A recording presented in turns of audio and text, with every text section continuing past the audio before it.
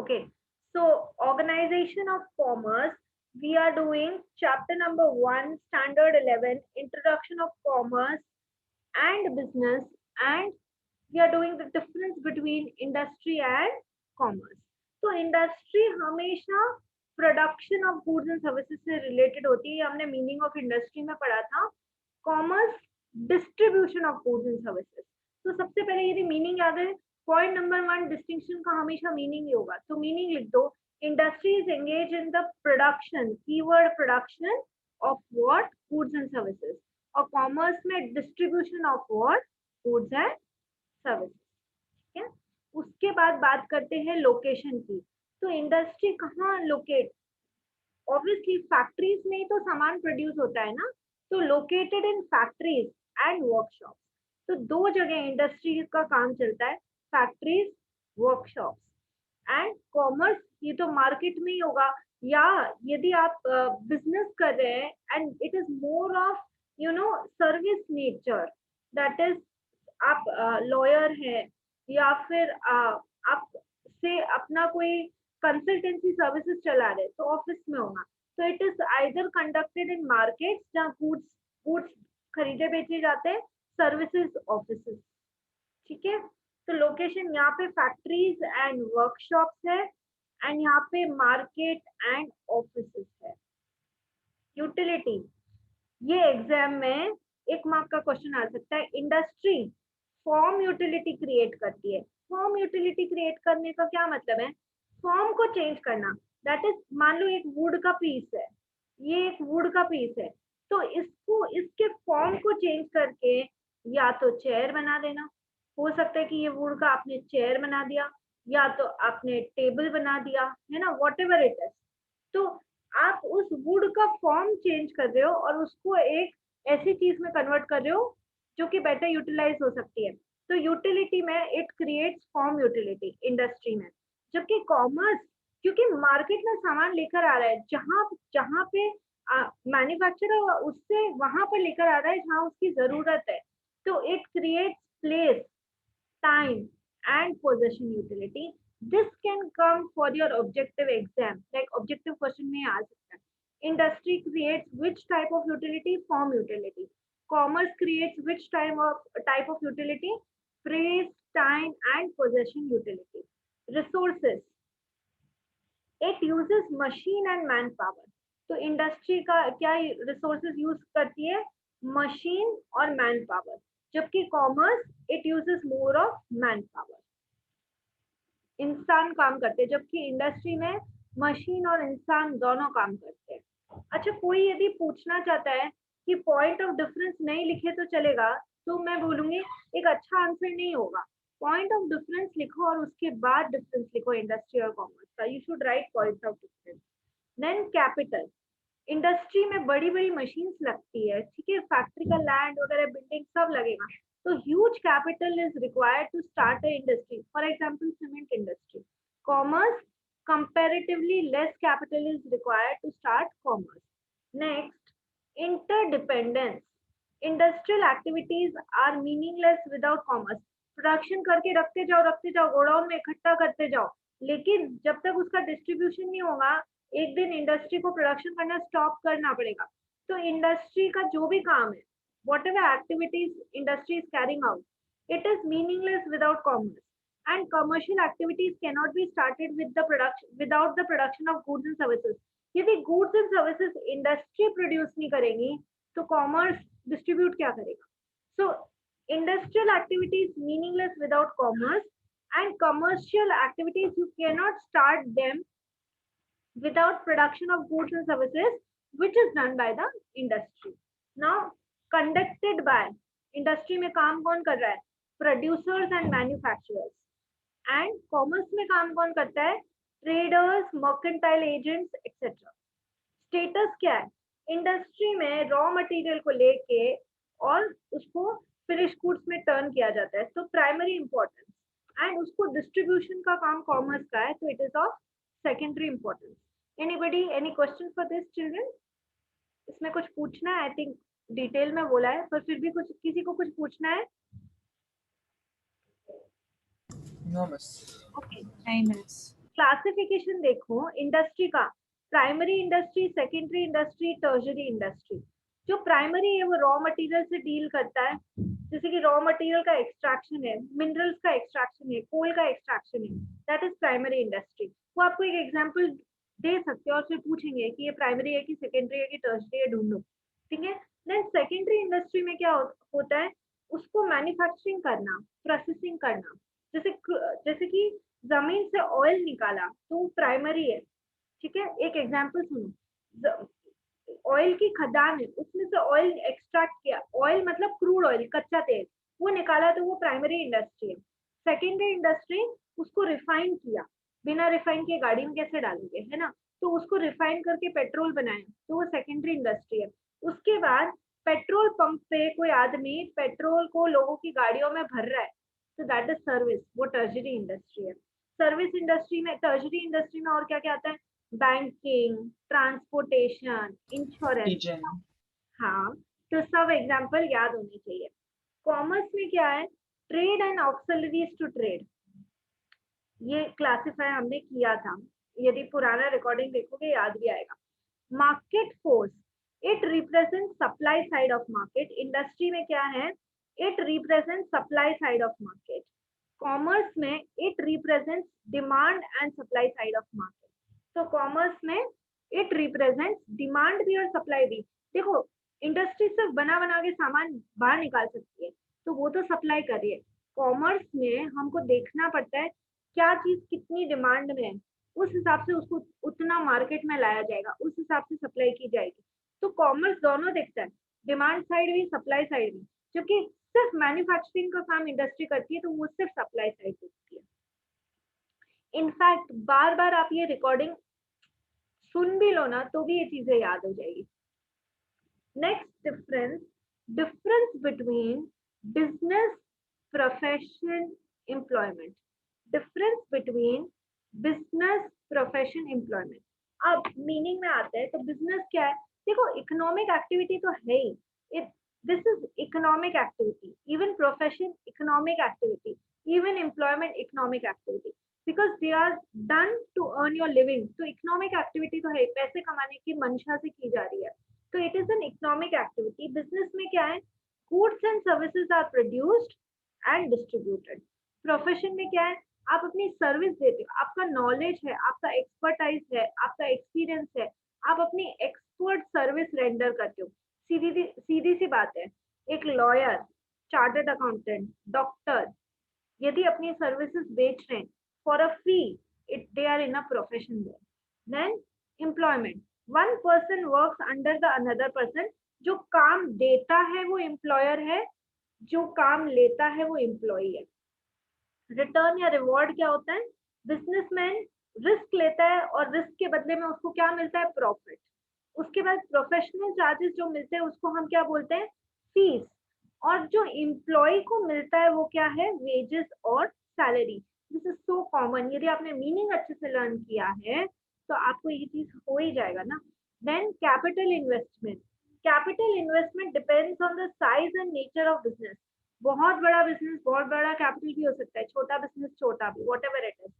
Profession, limited capital investment is required except the self-employed professional।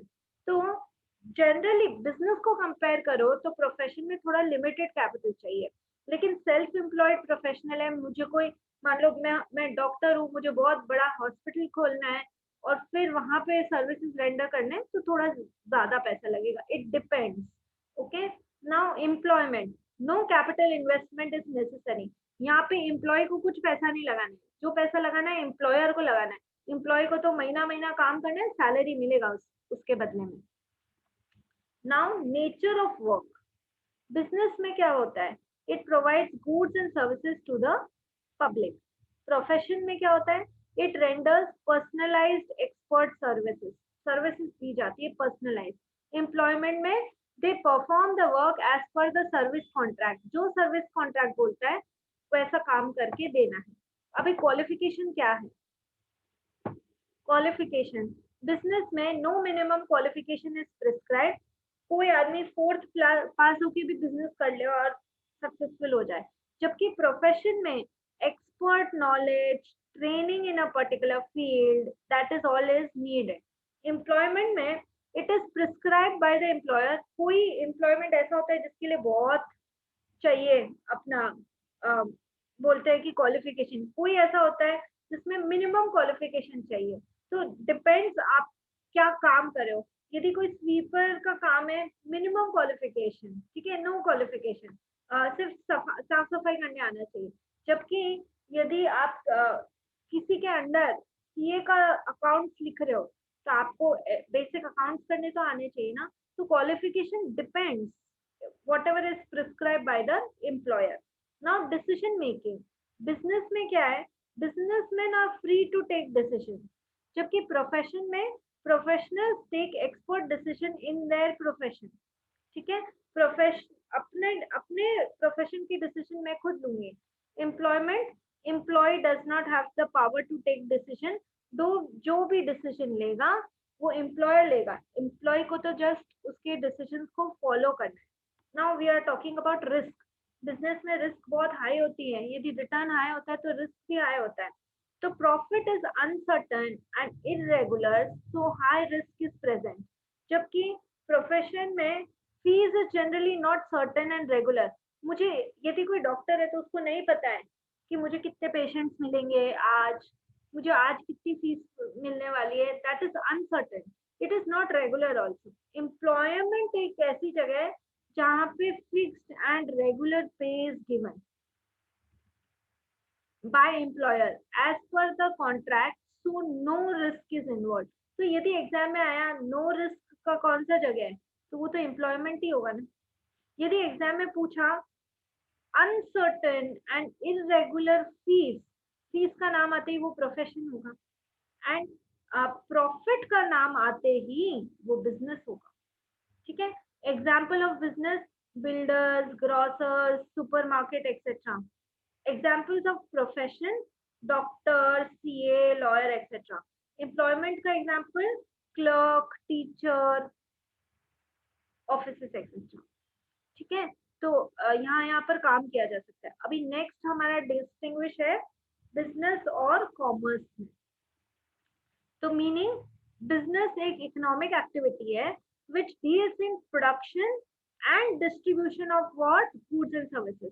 तो इतना तो अभी तक मैंने इतनी बार बोला, याद हुआ होगा. बिजनेस क्या है? Economic activity, deals in what, production and distribution of what, goods and services. जबकि कॉमर्स क्या है? It is a part of business which is concern with distribution of goods and services. तो जहां पे production and distribution of goods and services है वो तो है business.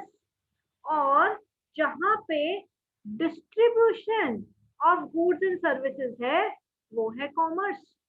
Now consent, it is a broader consent as it includes commerce. तो business broader है क्योंकि बिजनेस के अंदर कॉमर्स भी आ गया. It is narrow concept. ये नैरो कॉन्सेप्ट है, मतलब छोटा कॉन्सेप्ट है, as it is a part of business. अब स्किल में क्या बोलेंगे? बिजनेस में it requires technical as well as marketing skill. तो टेक्निकल स्किल भी चाहिए और मार्केटिंग स्किल भी चाहिए बिजनेस में. whereas कॉमर्स में it requires only marketing skill. Commerce तो requires only marketing skill. अब क्लासिफिकेशन क्या है? it is classified into industry and commerce. Business में दो क्लासिफिकेशन, इंडस्ट्री, कॉमर्स. कॉमर्स में trade and auxiliaries to trade. Auxiliaries to trade जो भी business करने में सहायता करते हैं, जैसे कि ट्रांसपोर्टेशन, जैसे कि बैंकिंग. तो ये बेसिक डिफरेंस है बिजनेस और कॉमर्स में जो आपको हो जाना चाहिए. अब इसके अलावा मैं कुछ क्वेश्चंस पूछती हूँ. यदि किसी को भी ध्यान है कि इसको एक वर्ड में क्या बोलेंगे तो मुझे आंसर करना. ठीक है, an activity which is done only for profit, क्या बोलोगे उसको? business. Answer is business. A trade which is done within the country, country के geographical boundaries में जो trade होता है क्या बोलेंगे उसको? Within the country. दो तरह का ट्रेड पड़ा था. इंटरनल ट्रेड पढ़ा था, एक्सटर्नल ट्रेड पढ़ा था. तो trade with in the country is known as internal trade. Internal trade. Internal. Okay, अब मुझे एक बात बताओ, agencies which help in smooth running of the business are known as what? जो बिजनेस को अच्छे से चलाने में हेल्प करती है. अरे अभी बोला है मैंने. Auxiliaries to trade. Auxiliaries to trade ये वो लोग है ना जो बिजनेस की स्मूथ रनिंग में हेल्प करते हैं. अभी बोला था, एग्जाम्पल मैंने देके बोला था कि है ना, देखो, बैंक, ट्रांसपोर्टेशन, कम्युनिकेशन, ये सब बिजनेस चलाने में हेल्प करते हैं ना. तो answer is auxiliaries to trade. अब देखते हैं कौन आंसर सही दे सकता है. One question repeat. हाँ हाँ मैं बोल रही हूँ. An aspect of business which is concerned with production of goods. Goods produce कर रहे हैं. Manufacturing. मैन्युफैक्चरिंग कहाँ होती है? You are very close. Manufacturing कहाँ होती है? इंडस्ट्री में. Warehouse. अरे यार तू. वेयरहाउस में तो स्टोर होता है ना. Industry. An aspect of business which is concerned in production of goods, the answer will be industry. When there is trade between two or more different countries, it is known as. Export. तो सिर्फ export थोड़ी ना, import भी हो सकता है ना. जहाँ एक्सपोर्ट इंपोर्ट दोनों होता है, दो कंट्रीज या दो से ज्यादा कंट्रीज इन्वॉल्व होती है. External trade. हाँ शाबाश, ऐसी ट्रेड को हम एक्सटर्नल ट्रेड बोलते हैं. अभी next question is, a regular activity concern with production and distribution of goods and services for profits is known as. हम क्वेश्चन रिपीट करो ना. A regular activity concerned with the production and distribution of goods and services. आप ये करते हैं, regular way में करते हैं, प्रोडक्शन करते हैं, डिस्ट्रीब्यूशन करते हैं ऑफ गुड्स एंड सर्विसेज. सामने स्क्रीन पे आंसर पड़ा है, production and distribution of goods and services. Business, simple as economic activity which deals in the production and distribution of goods and services is known as business activity. Okay, अब मुझे कोई बता सकता है, buying and selling of goods and services, buying and selling of goods for money is known as dash. Buying and selling of goods for money is known as dash. Trade. Trade. Trade. चलो, very good. Trade. Okay, चलो ये कौन बता सकता है? The type of industries that create immovable wealth. Immovable wealth. Tertiary industries. Power बोल कहते हैं इमूवेबल वेल्थ. यानी कि इमूवेबल वेल्थ का मतलब क्या होगा कि वो चीज जो बनी है वो वहां से हिल सकती. For example road, etcetera. Government वाले. सुनो मेरी बात. The types of industries that creates immovable wealth are known as construction industries. ना, कंस्ट्रक्शन इंडस्ट्रीज बनाती है रोड्स, ब्रिजेस, डैम्स एक्सेट्रा, जो एक जगह से दूसरी जगह नहीं जा सकते. Okay, name the business activity which is concerned with distribution of goods and services. Distribution of goods and services. आंखें खोलो. Business. अरे production of goods and production and distribution. Only Commerce. only Industry. is commerce. Commerce. हाँ, only distribution is commerce. A lawyer is whom? Businessman, employee या professional? कौन होता है? Professional. A lawyer. Professional. Professional. Construction of dams is which type of industry? Primary, secondary या tertiary? Secondary. क्योंकि construction है तो वो सेकेंडरी होगा. A retailer does not come in direct contact of whom? Manufacturer, consumer या wholesaler?